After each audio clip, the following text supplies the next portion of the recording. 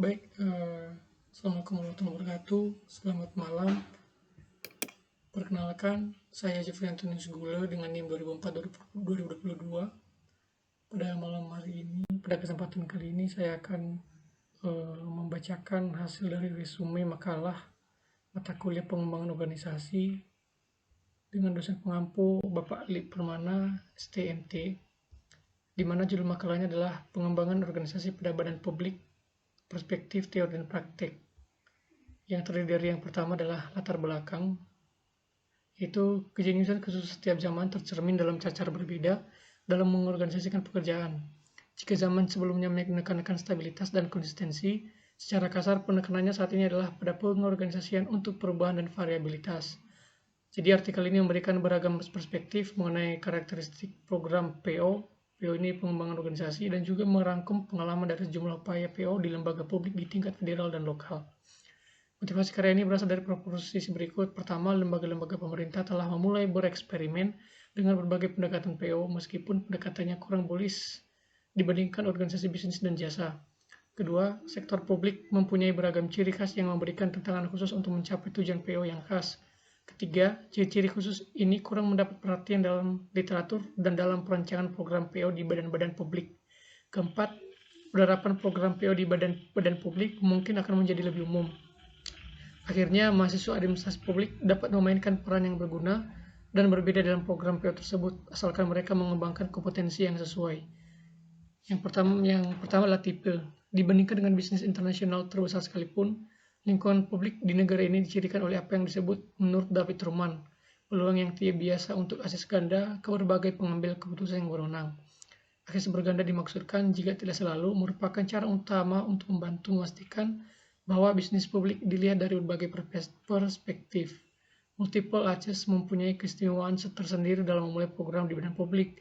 Misalnya, sebuah program besar diresmikan dengan cara yang ekonomis. Seorang pejabat tinggi departemen yang mensponsori sebuah program telah mengembangkan hubungan kepercayaan yang mendalam dengan ketua dan staf profesional dari subkomite alokasi kongres, dan hubungan tersebut dengan cepat, bahkan secara tiba-tiba, berhasil atas dukungan suam-suam kuku atau bahkan tentangan dari Kepala Departemen Biro Anggaran dan Komisi Pelayanan Sipilas. Yang kemudian karakter garis komando dalam badan-badan publik dibandingkan dengan organisasi bisnis dan jasa lebih cenderung dicirikan oleh identifikasi dan afiliasi yang saling bersaing. Sekali lagi, perbedaannya terletak pada derajatnya, namun pendekatannya serupa. Kemudian variasi. Sekali lagi dibandingkan dengan organisasi bisnis, arena publik dalam semua program melibatkan lebih banyak individu dan kelompok dengan serangkaian kepentingan, struktur penghargaan, dan nilai-nilai yang berbeda dan seringkali saling eksklusif. Dalam kasus yang diberikan di atas, misalnya subkomite alokasi tertarik pada peningkatan operasional dan pengurangan biaya. Namun subkomite substantif lebih mementingkan program pengamanan dan personel yang telah mereka identifikasi secara kuat. Kemudian prodelegasi, latar belakang kebiasaan, mungkin lebih baik diilustrasikan daripada didefinisikan. Pertama, menurut pengalaman saya, pejabat publik cenderung menyukai prodelegasi yang memaksimalkan sumber informasi mereka dan meminimalkan kontrol yang dilakukan oleh bawahan.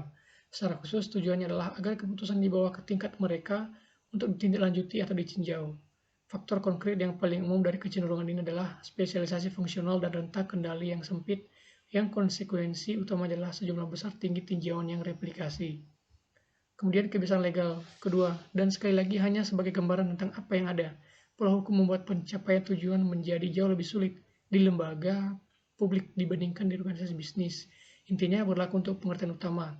Oleh karena itu, pola pendelegasian administratif seringkali ditentukan secara rinci dalam peraturan perundang-undangan, sehingga memudahkan pengawasan oleh badan legislatif. Kemudian kebutuhan keamanan, yaitu yang ketiga, kebutuhan akan keamanan atau bahkan kerahasiaan dalam lembaga-lembaga publik dibandingkan dengan organisasi bisnis kemungkinan besar cukup kuat, sehingga menimbulkan hambatan dalam mencapai tujuan. Badan-badan militer dan pertahanan merupakan hal pertama yang terlintas dalam pikiran, namun mereka sulit untuk menyelesaikan daftarnya. Kemudian prosedur, peraturan, dan kehati-hatian. Yang keempat, karena berbagai alasan, pegawai pemerintah cenderung menekankan keteraturan prosedur dan kehati-hatian. Mungkin lebih baik dikatakan, bahkan jika personel lembaga yang bawa heuristik tertentu memberikan solusi yang cukup baik, keyakinan ini mungkin bertentangan dengan kebutuhan lain, atau dan terutama Kongres untuk pengendalian eksternal. Yang kemudian adalah manajer profesional. Yang kelima, konsep manajer profesional kurang berkembang di masyarakat dibandingkan di arena bisnis, secara kasar namun bermanfaat. Kejadian relatif sekolah bisnis dan sekolah administrasi publik menunjukkan kesimpulan tersebut, seperti halnya gagasan Jacksonian yang tertanam jauh di dalam akar kebijakan dasar kepegawaian publik kita. Misalnya gagasan sistem pengangkut sulit dikembangkan di negara ini pada tingkat federal. Tidak sedikit kesulitan yang berasal dari nilai yang kita berikan pada layanan terbuka dengan entry lateral. Oleh karena itu, kebijakan kepegawaian publik kita cenderung menekankan perekrutan untuk posisi tertentu dibandingkan potensi jangka panjang. Jadi kesimpulan yang bisa diambil dari hasil resume ini adalah program pengembangan organisasi semakin sering muncul baik di badan bisnis maupun publik. Selain itu, penerapan program di instansi pemerintah menghadapi beberapa permasalahan unik. Namun, permasalahan unik ini cenderung tidak diketahui atau kurang dikenali oleh tim PO pengembangan organisasi. Hal ini disebabkan karena mahasiswa di administrasi publik cenderung kurang terwakili dalam tim tersebut. Demikian hasil resume dari makalah sebagai tugas pertemuan pertama dari pengembangan organisasi.